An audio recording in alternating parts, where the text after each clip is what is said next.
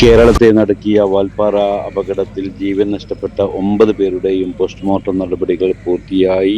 പൊള്ളാച്ചി ജില്ലാ ആശുപത്രിയിൽ അർദ്ധരാത്രി 12 മണിയോടെ ആരംഭിച്ച നടപടികൾ പുലർച്ചെ 4 മണിയോടുകൂടിയാണ് അവസാനിച്ചത് എന്നുള്ളതാണ്. അല്പസമയം കൂടി പിന്നിടുമ്പോൾ മൃതദേഹങ്ങൾ പാങ്ങിലെ ഹയർ സെക്കൻഡറി സ്കൂളിൽ എത്തിക്കും എന്നാണ് മനസ്സിലാക്കാൻ സാധിക്കുന്നത്.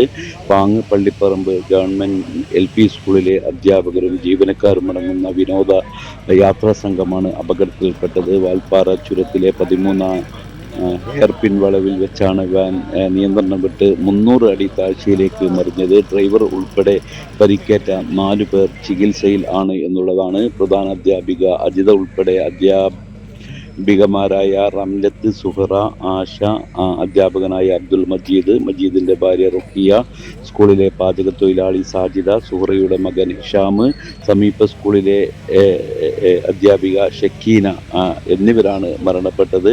ഡ്രൈവർ ഉൾപ്പെടെയുള്ള അവർ പരിക്കേറ്റ് ചികിത്സയിൽ ആണ് എന്നുള്ളതാണ്. അല്പസമയം കൂടി പിന്നിടുമ്പോൾ പാങ് ഹയർ സെക്കൻഡറി സ്കൂളിൽ മൃതദേഹങ്ങൾ എത്തിക്കും എന്നാണ് മനസ്സിലാക്കാൻ സാധിക്കുന്നത്.